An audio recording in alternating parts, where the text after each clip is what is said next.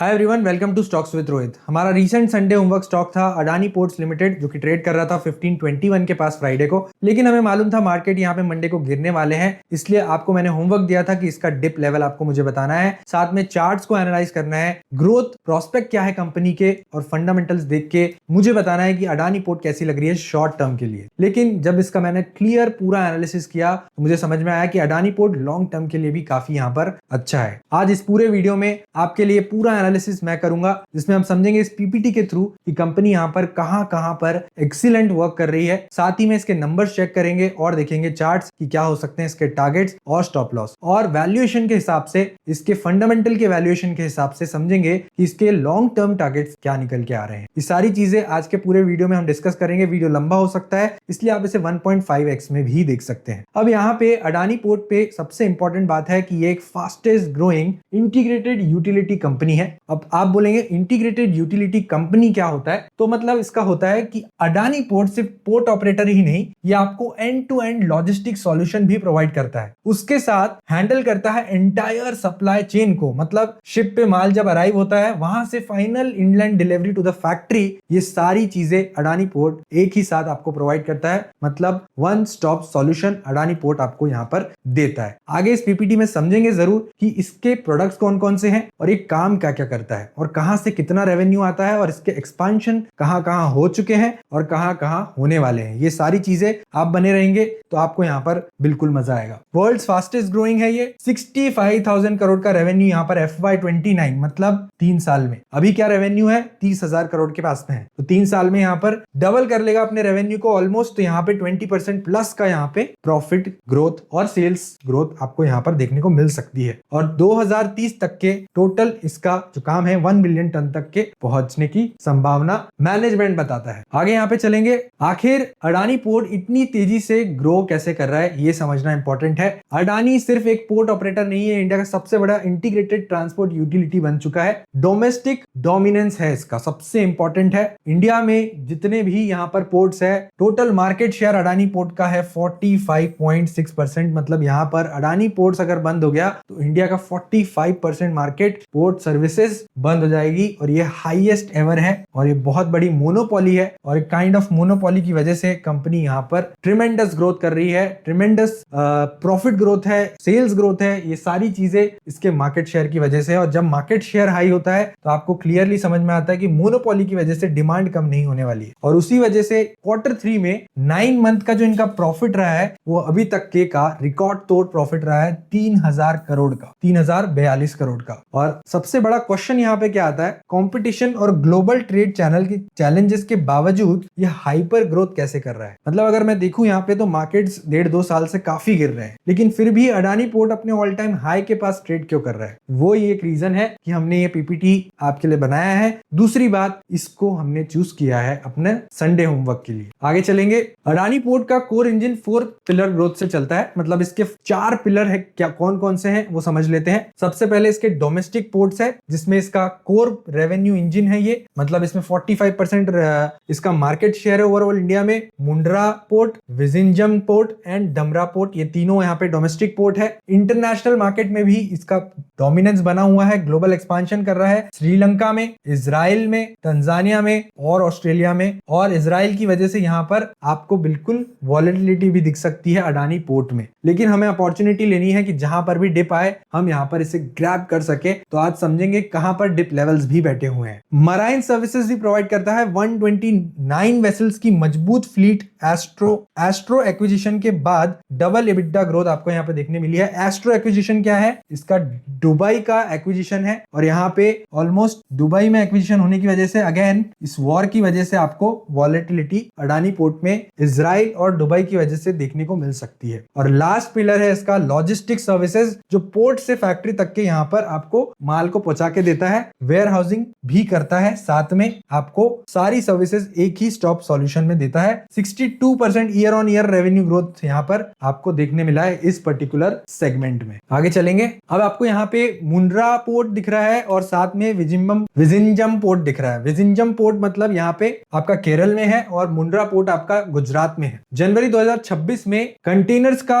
Value पहुंच गया था 754,000। और TEU क्या होता है, TEU होता है है 20 feet equivalent unit. 20 feet equivalent unit मतलब एक कंटेनर का साइज के हिसाब से एक वर्ड यहाँ पे लिखा गया है और रिकॉर्ड हाई टच कर चुका है कंटेनर का वैल्यू जनवरी 2026 में। कहां पर? मुंड्रा पोर्ट पर। फोकस कहां है? Containers, liquids and fertilizer. दूसरा विज़िंजम पोर्ट। विज़िंजम पोर्ट ये कंपनी का फ्यूचर हब है, मतलब यहाँ पे बड़े एक्सपांशन प्लान्स है कंपनी के। पहला, वर्ल्ड क्लास एफिशिएंसीज। ऑपरेशन शुरू होने के 8 महीने में ही gross crane rate 30 movers per hour पहुंच गया। मतलब ये कंपनी का डिसिप्लिन और एफिशिएंसी को बताता है कि काम कंपनी यहाँ पर बहुत एफिशिएंटली कर रही है। दूसरा, फेज 2 केपेक्स। 16,000 करोड़ का केपेक्स यहाँ पे बैठा हुआ है। ये आपको बताता है कि कैपेसिटी जो अभी 1.6 मिलियन है वो पहुंच जाएगी 5.7 मिलियन TEU, मतलब यहाँ पे ऑलमोस्ट 5 टाइम्स की कैपेसिटी पहुंच जाएगी। अब आगे चलते हैं। सिर्फ भारत में ही काम नहीं करता है, पूरी दुनिया भर में इसके ग्लोबल फुटप्रिंट्स है।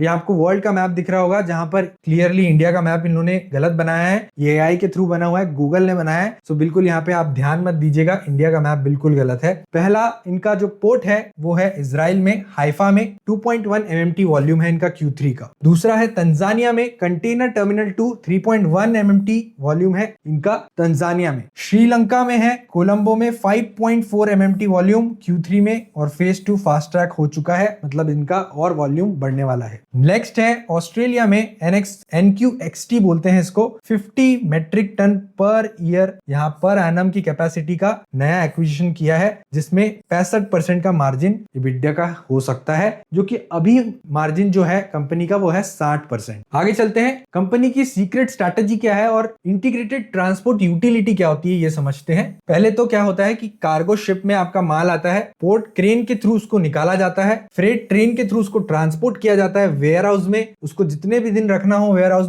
में रखा जाता है, और जब प्रोडक्शन में काम हो तो फैक्ट्री में यहाँ पर भेज दिया जाता है। इसको टोटल फ्लो बोलते हैं कि किस तरीके से माल आपका पोर्ट से फैक्ट्री में यहाँ पर पहुंचता है। और इसीलिए इनका जो कोची में एक्सपांशन हुआ है वो 600 करोड़ का 70 एकड़ लॉजिस्टिक पार्क बन रहा है अभी, जिसमें यहाँ पर आपको एंड टू एंड सॉल्यूशन दिया जाएगा सप्लाई चेन का, जहां से पोर्ट में सामान आएगा और फैक्ट्री तक के पहुंचाया जाएगा, जिसके लिए इनको रेवेन्यू यहाँ पर बड़ा हो सकता है। तो आइए चलते, सबसे पहले अभी तक के मैंने आपको जो चीज बताई है उसका क्विक रिकैप ले लेते हैं, और चारों पॉइंट मैंने यहाँ पे लिखे हुए हैं। एक मार्केट रीडर है, 45% का मार्केट शेयर है इसका टोटल इंडिया में। दूसरा, डाइवर्सिफिकेशन मॉडल है, सिर्फ रेवेन्यू पोर्ट से ही नहीं आता है, आपको यहाँ पे मराइन और लॉजिस्टिक्स से भी रेवेन्यू आता है। तो डेफिनेटली यहाँ पर कुछ पोर्ट में कुछ होता है तो आपको इस पर्टिकुलर लेवल से यहाँ पर रेवेन्यू आने लग जाएगा। और ग्लोबल इंटरनेशनल प्रेजेंस में अगर कुछ होता है, वॉर होता है, तो आपके पास रेवेन्यू डाइवर्सिफिकेशन सारी जगह पे बैठा हुआ है। Global plus local, Mundra and domestic engine के साथ ऑस्ट्रेलिया और इजराइल में भी मजबूत पकड़ बना के रखी हुई कंपनी ने।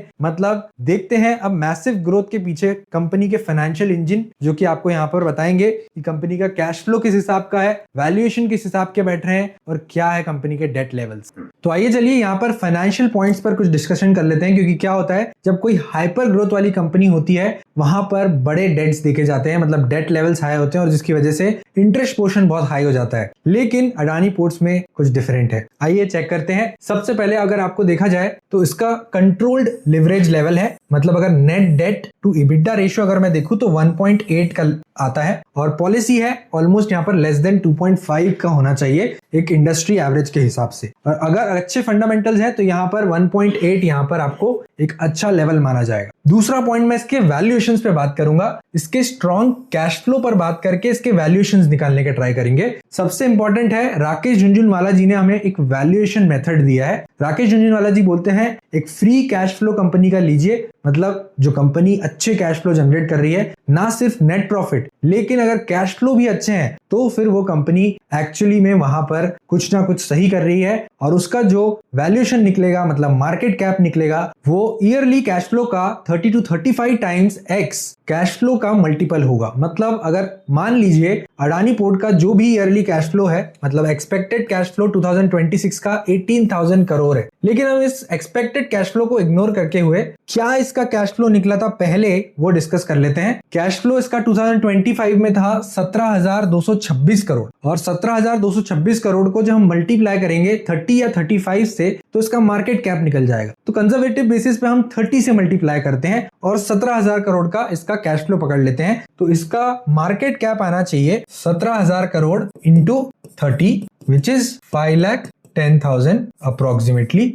ये होना चाहिए इसका मार्केट कैप। लेकिन चेक करते हैं अभी मार्केट कैप क्या है कंपनी का। कंपनी का मार्केट कैप है यहाँ पे 3,38,000 करोड़। तो अब इसका मार्केट कैप के हिसाब से जो एक्सपेक्टेड मार्केट कैप है 5,10,000, उसके हिसाब से इसके टारगेट प्राइस निकलेंगे। तो टारगेट प्राइस कैसे निकलेंगे, इसको हम डिवाइड करेंगे। पहले तो हम अभी जो मार्केट कैप है उसको इसके प्राइस से डिवाइड करेंगे, मतलब 3,38,000 डिवाइडेड बाय 1470, तो हमको यहाँ पर नंबर ऑफ शेयर्स मिल जाएंगे। नंबर ऑफ शेयर्स में हम यहाँ पे कैलकुलेशन कर लेते हैं 3,38,728 डिवाइडेड बाय 1470, तो हमको वैल्यू आता है 230। जब 230 को हम यहाँ पर 5,10,000 से डिवाइड करेंगे तो यहाँ पे आपको इसका टारगेट प्राइस आ जाएगा 5,10,000 डिवाइडेड बाय 230, मतलब 2,217 रुपए। ये होना चाहिए इसके एक्सपेक्टेड कैश फ्लो के हिसाब से इसका टारगेट प्राइस। अब हम देखेंगे कि मार्केट की कंडीशन बहुत खराब है, नहीं तो ये टारगेट प्राइस आपको देखने को मिल जाते। लेकिन अपॉर्चुनिटी तभी आती है जब मार्केट खराब होता है। लेकिन आप एक और चीज यहाँ पे नोटिस करेंगे कि अडानी पोर्ट अपने ऑल टाइम हाई से काफी पास ट्रेड कर रहा है। मतलब ऑल टाइम हाई है कंपनी का 1584, ऑलमोस्ट 1600 के पास, मतलब अपने 100 रुपए दूर ही बैठा हुआ है अपने ऑल टाइम हाई के पास में। और चार्ट्स पे भी मंथली ब्रेकआउट हमें देखने को मिल रहा है। तो क्लियरली 2200 जो टारगेट निकल के आ रहा है वो यहाँ पर बिल्कुल अचीवेबल है। लेकिन हम चार्ट से भी समझेंगे कि इसके टारगेट क्या निकल रहे हैं। आइए समझते हैं। अब यहाँ पर वापस से मैं पीपीटी पे जाता हूँ। ये निकाले हमने कंजर्वेटिव टारगेट्स, लेकिन अगर 18,000 करोड़ के ऊपर का कैश फ्लो आ जाता है इसका FY26 का, जो कि मार्च 26 के बाद हमें पता लगेगा इसके रिजल्ट आने के बाद, तो इसके टारगेट्स और हाई जा सकते हैं। और जैसे जैसे कंपनी ग्रो करेगी, जैसे जैसे कंपनी के नंबर्स इंप्रूव होंगे, तो यहाँ पर टारगेट आपको रिवाइज करते हुए दिख सकते हैं। और इसीलिए मुझे ये लॉन्ग टर्म के लिए अच्छी दिखी। हाई ROCE, मतलब जितना कैपिटल ये लगा रहे हैं उससे अच्छा रिटर्न यहाँ पर इन्वेस्टर को कमा के दे रहे हैं। कंपनी यहाँ पर 24% का रिटर्न ऑन कैपिटल एम्प्लॉयड यहाँ पे निकाल के ले रही है। क्रेडिट रेटिंग कंपनी की A- है, मतलब स्टेबल है, और क्लियरली जो इंडिया की सॉवरेन रेटिंग से भी एक नॉच ऊपर है। सॉवरेन रेटिंग से भी एक नॉच ऊपर है। तो बिल्कुल आपको यहाँ पे कंट्रोल डेट्स दिख रहे हैं, स्ट्रॉन्ग कैश फ्लो दिख रहा है, हाई ROCE एंड ग्रोथ दिख रहा है, साथ में जो डेट लेवल है वो काफी नीचे है। तो ये हमारे लिए ऑल पॉजिटिव पॉइंट्स हो जाते हैं फाइनेंशियल बेसिस पे। तेज ग्रोथ का शॉर्टकट, अब कंपनी ने, आपको पता ही है कि बहुत सारे एक्विजिशंस किए हैं जिससे कंपनी यहाँ पर बहुत तेजी से ग्रो कर रही है। और कौन कौन से एक्विजिशंस किए हैं वो समझ लेते हैं। और आपको यहाँ पे एक दिख भी रहा होगा, एस्ट्रो का एक्विजिशन किया है, NQXT ऑस्ट्रेलिया और गंगावरम SEZ।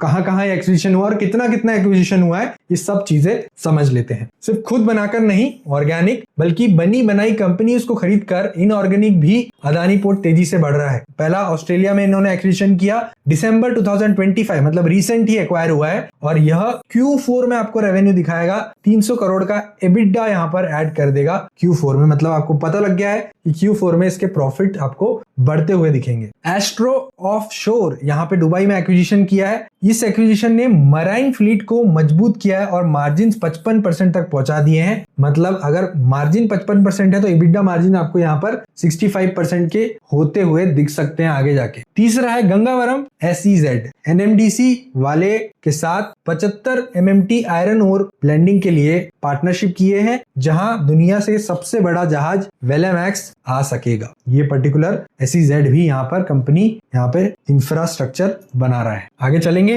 FY29 तक के कंपनी का क्या मास्टर प्लान है। Road map to 65,000 crore revenue. 65,000 crore का रेवेन्यू कंपनी ने ऐसे ही नहीं बोल दिया, लेकिन ये पूरा कैलकुलेशन किया हुआ है। टारगेट रेवेन्यू 65,000 करोड़ है। इसमें से लॉजिस्टिक का रेवेन्यू जो है वो 5x तक के यहाँ पर होने की संभावना है, बढ़कर 14,000 करोड़ तक के पहुंच जाएगा। दूसरा EBITDA 36,500 करोड़ का हो जाना चाहिए। FY26 का रिवाइज गाइडेंस बोलता है कि 22,000 करोड़ है, 22,800 करोड़ है, यानी मैसिव आपको जंप यहाँ पर दिख सकता है। तो FY29 तक के तो डेफिनेटली 36,500 करोड़ जा सकता है। कंपनी का केपेक्स प्लान भी यहाँ पर स्ट्रॉन्ग है। अगले 5 सालों में 65,000 से 75,000 करोड़ का इन्वेस्टमेंट किए जाएंगे, मुख्य रूप से पोर्ट और लॉजिस्टिक्स में। मतलब यहाँ पे ग्रोथ अपॉर्चुनिटी मैसिव है। आपको समझ में आ रहा है, 65,000 करोड़ से 75,000 करोड़ के अगर केपेक्स प्लान किए जाएंगे, कंपनी का रेवेन्यू डेफिनेटली यहाँ पर बढ़ सकता है। और कंपनी का काम आपको पता ही है कि यहाँ पे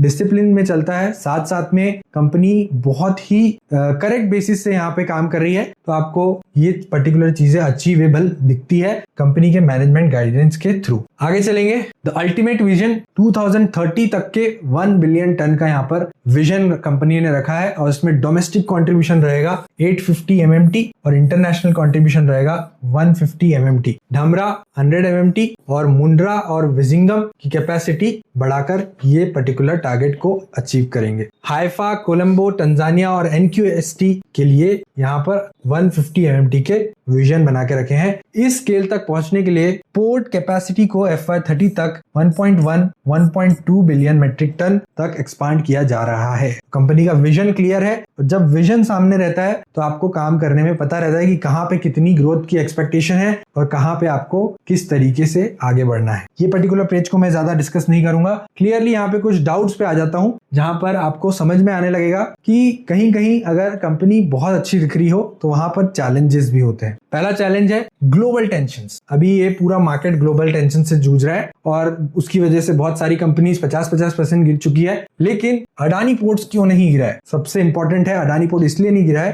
क्योंकि वो हाईली डाइवर्सिफाइड है, और अगर एक रूट डिस्टर्ब होता है तो आपको डोमेस्टिक पोर्ट्स का मिक्स एंड प्राइस हाइक्स उसका बैलेंस कर देते हैं आपको। इसीलिए अडानी पोर्ट्स डाइवर्सिफिकेशन प्रोवाइड करता है उसके बिजनेस में, और यही रीजन है कि कंपनी अभी भी अपने ऑल टाइम हाई के पास बैठी हुई है। इतने बड़े एक्विजिशंस के लिए बहुत डेट लेना पड़ता होगा। तो अगर बहुत डेट की बात करें तो कंपनी के जितने भी केपेक्स प्लान है वो उसके कैश फ्लो से फंडेड है, ना कि इसके डेट से। तो इसलिए एक्सेस कैश का इस्तेमाल प्रीपेमेंट्स और बायबैक्स के लिए किया जा रहा है। मतलब डेफिनेटली एफिशिएंसी ये पर्टिकुलर चीज दिखाती है। 3 टेकअवेज अडानी से हमें 3 टेकअवे मिलते हैं। The power of integrated setup, मतलब one stop solution service provide करने का एक ये बड़ा पावर बन जाता है, जहां पर आपको एक जगह से रेवेन्यू आ रहा है तो दूसरी जगह से भी आपको रेवेन्यू आने लग जाता है। सिर्फ पोर्ट ऑपरेटर बने रहने से ग्रोथ लिमिट हो जाती, लेकिन शोर टू डोर लॉजिस्टिक्स ने अडानी पोर्ट को अनस्टॉपेबल बना दिया। प्रॉफिटेबल एक्सपांशन, कंपनी ने जितने भी एक्विजिशंस किए वो सारे प्रॉफिटेबल थे, जो कंपनी के इबिडा में यहाँ पर इंक्रीमेंट करेंगे, और हाई ROC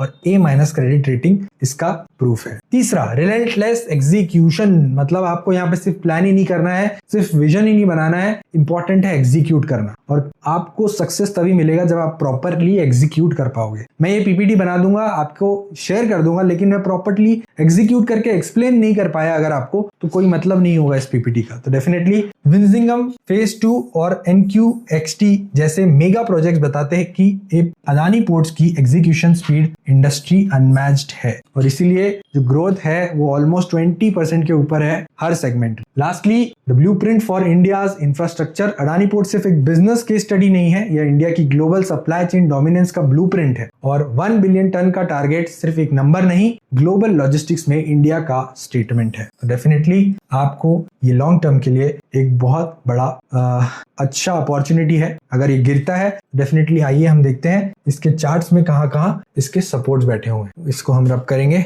और मैंने इसके डेली चार्ट्स आपके सामने खोले हुए हैं। वैल्यूएशंस के हिसाब से 2200 के टारगेट हमने यहाँ पे देखे हैं। अगर हम 18,000 करोड़ का कैश फ्लो पकड़ेंगे तो हमारा और टारगेट हाई जाएगा, लेकिन हम यहाँ पे कंजर्वेटिव टारगेट पकड़ रहे हैं कंसिडरिंग मार्केट यहाँ पर वीक है। देखिए, अडानी पोर्ट में अगर अडानी में कोई न्यूज नहीं आती है तब तक के अडानी प्रॉपर सपोर्ट अपने यहाँ पर रिस्पेक्ट करता है, प्रॉपर सपोर्ट को यहाँ पर रिस्पेक्ट करता है, यहाँ भी प्रॉपर सपोर्ट को रिस्पेक्ट कर रहा है, यहाँ पर भी प्रॉपर सपोर्ट को रिस्पेक्ट कर रहा है। लेकिन आप देखेंगे यहाँ पर सपोर्ट टूटा क्योंकि यहाँ पर न्यूज आई। तो जब भी न्यूज आएगी अगेन वो हमारे लिए अपॉर्चुनिटी होगी, और यही एक रीजन है कि अडानी में काफी बार आपको कुछ न्यूज पता लगेगी, लेकिन वो हमेशा से हमारे लिए अपॉर्चुनिटी बनेगी। आइए देखते हैं कहाँ बैठे हुए हैं अडानी के डिप लेवल्स। डिप लेवल्स देखने के लिए थोड़ा सा और मैं इसको जूम करूंगा। राइट, सो मेरे वीडियो के आने के पहले ही इसका पहला डिप डिप लेवल तो आपको यहाँ पर आज ही हमें देखने को मिल गया। इसका 200 EMA को ऑलमोस्ट टच किया 1430 पे, यहाँ पे एग्जैक्ट सपोर्ट बैठा हुआ था जहां पर ये ऑलमोस्ट टच हुआ।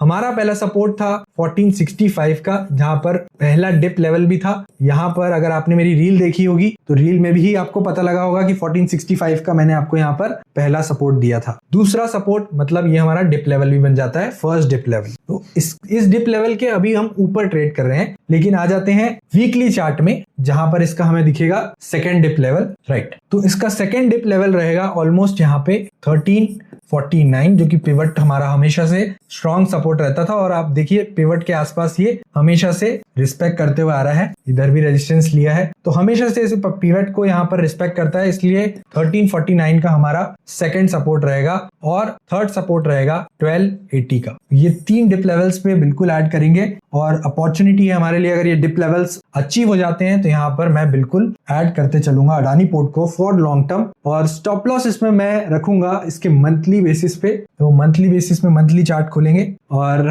मंथली बेसिस पे इसका जहां ट्रेंड चेंज हो रहा है वहां पर हम इसका स्टॉप लॉस रखेंगे। थोड़ा कंजर्वेटिव स्टॉप लॉस रखना होगा क्योंकि हमें पता है मार्केट्स वीक है, ट्रेंड चेंज हो रहा है 1060 पे, तो ये स्टॉप लॉस हम यहाँ पर कंसिडर करते हुए चलेंगे। बेसिस हमारा टारगेट 2200 का है और 2400 का है। 18,000 का कैश फ्लो अगर अचीव हो जाता है तो। इसके मार्च के रिजल्ट के बाद मैं एक और वीडियोस पे बनाऊंगा जहां पे आपको यहाँ पे क्लियरली समझ में आएगा कि इसके एक्चुअल कैश फ्लो नंबर क्या आए हुए हैं और एक्चुअल प्रॉफिट नंबर क्या हुए हैं और पी के हिसाब से इसका क्या वैल्यूएशन बैठना चाहिए। तो अब एक बार इसके नंबर्स चेक करेंगे हम। आपको मैंने यहाँ पे पीपीटी पे डिस्कशन हो गया है, एक्सपांशन प्लान्स पे डिस्कशन हो गया है, लेकिन नंबर्स यहाँ पे देखने जरूरी है। कैश फ्लो के हिसाब से वैल्यूएशन बैठ चुका है, लेकिन पी के हिसाब से वैल्यूएशन कहाँ बैठता है वो भी एक बार देखते हैं। देखिए इसका स्टॉक पी है 26.8, इंडस्ट्री का स्टॉक पी है 23.8, मतलब पी के हिसाब से कंपनी फेयरली वैल्यूड है। लेकिन अगर आप देखेंगे तो इसका प्रॉफिट ग्रोथ ऑलमोस्ट 20% के पास है, इसलिए पीजी रेशियो ऑलमोस्ट 2 से काफी नीचे बैठा हुआ है और इसी रीजन से कंपनी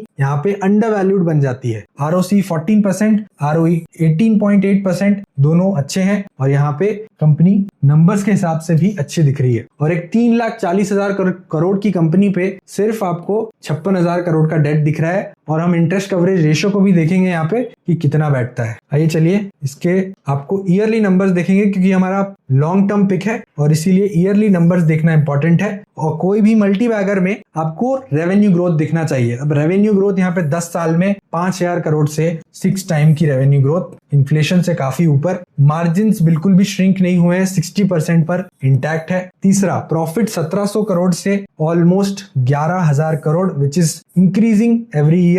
और कहां तक पहुंचेंगे 2030 तक के, ये हमने डिस्कस कर चुके हैं। डेफिनेटली कंपनी का ईपीएस इंप्रूव होते जाएगा। ईपीएस इंप्रूव होगा तो कंपनी का पी कम होगा और पी कम होगा तो कंपनी का पीईजी और कम होते जाएगा। लेकिन जब पीईजी कम होगा और प्राइस सेम रहेगा, ऐसे मार्केट में पॉसिबल जरूर है, लेकिन जब मार्केट रिकवर करने लगेंगे तो ये आपके पकड़ में नहीं आएगा। कैश फ्लो पे हमने बात कर चुके थे। डेट लेवल्स कंपनी के काफी अच्छे हैं यहाँ पे as compared to the reserves. यहाँ पे रिजर्व्स कभी भी पे कर सकता है अपने डेट लेवल को कंपनी। 17,000 करोड़ का पॉजिटिव कैश फ्लो बहुत अमेजिंग है और एज सच इसके वर्किंग कैपिटल डेज में भी कोई प्रॉब्लम नहीं है। कंपनी में अगर देखेंगे तो प्रमोटर ने 3% एक्वायर किया है recently, which is again a positive point, very big positive point मैं कहूंगा। यहाँ पे एफआईआई ने थोड़ा सा बेचा है, डीआईआई ने थोड़ा सा बेचा है और पब्लिक ने भी थोड़ा सा बेचा है, लेकिन प्रमोटर ने यहाँ पर खरीदा है which is a very big plus for us. तो अगेन कंपनी में प्रमोटर खरीद रहे हैं, मतलब कहीं ना कहीं कंपनी में कंपनी के प्रमोटर को पता रहता है कि कंपनी कैसे ग्रो करने वाली है और कितना आगे बढ़ने वाली है। तो ये था अडानी पोर्ट पे